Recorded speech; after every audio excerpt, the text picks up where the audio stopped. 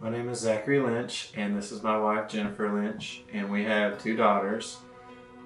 Our oldest is Tinsley, and she is 3 years old, and our youngest is Kenton, and she is 10 months old. We adopted Tinsley on August 16, 2019 at 18 months old. The theme in my life has kind of been waiting on God.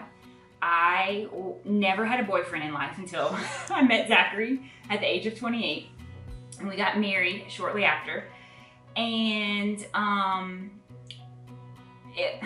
it's just funny because we wanted to have children, but I knew at 15 years old that I was not going to be able to have children. And so it's just something that I grew up knowing. We really got into foster care once we kind of discussed it. It really felt like our mission field. We were in this place where we were ready to love on a child, but we didn't have a child. And so it just felt like what God was leading us to do. And so our heart in doing it wasn't even just for the children, which I feel like is why maybe most people get in it, but ultimately it was for the birth parents. And that was a huge piece that we wanted to make sure we brought forward when we fostered. And so that was kind of our mindset going into it. So when our daughter was about 4 months old, her birth mom came into the picture, and it was because she was ordered to go to rehab for drug addiction. And so we finally got to enter into this relationship with her. But at first it was just me writing letters to her. Every week the social worker would come, she'd pick up Tinsley and then take them off to the rehab place.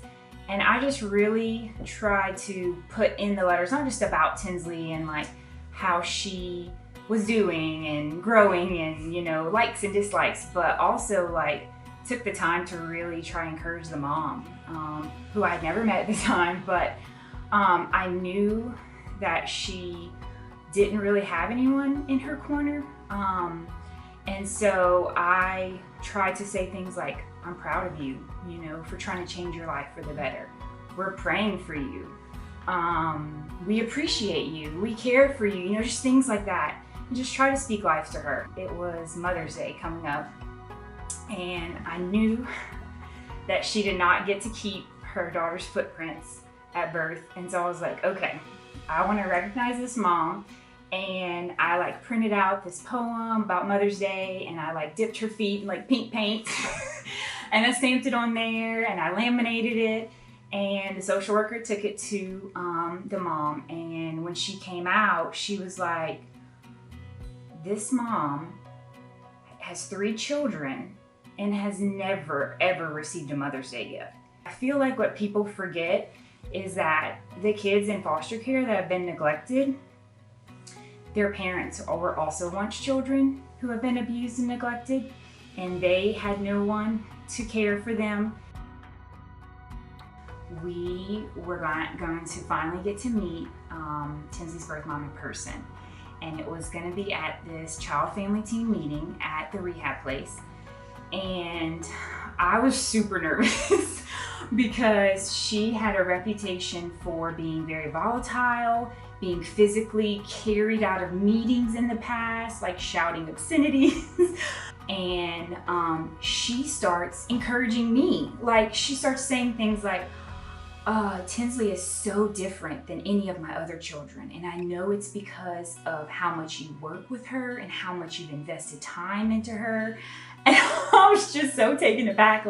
It's pretty humbling for a mom to say to another mom, you're doing a better job, or, a fantastic job even, when I can't. And then at the end, I'll never forget this, we were wrapping up and they were like, any last words? And Zachary turned and looked at her, said her name, and was like, the reason that we are able to be this way towards you is because of God and how He has shown His love towards us.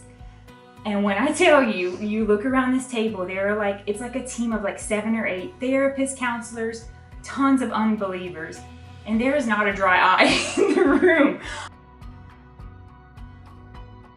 I guess Jennifer and I, when we first got married, we you know, you kind of always have an idea of what you might want your family to look like, and maybe, you know, dreams or just goals as a family. And we talked about children, you know, at some point, and we didn't, you know, we never had any clue that this would be a part of God's plan for our family. That we, you know, got to be involved in foster care, and then, you know, eventually adoption. And I think one of the coolest things was that we got to experience adoption. Like, it was crazy. But through that process of fostering and adopting, it really kind of, I feel like it made me more aware of God's heart for us, and how He fosters His love for us, how He adopts us. You know, we're not a part of His family, but He wants us to be a part of His family. You know, He has this great love for someone, you know, that needs love. And I felt like when we got involved in the foster care process, that we got to experience those things, that we had this child that didn't, you know a good love, a true love, and we had basically brought her into our family. Then once we tried to have children of our own, and we tried 2 rounds of fertility treatment, and it was confirmed again, like, this is not going to happen naturally for you, we decided to continue with foster care and to not seek out anything further with that.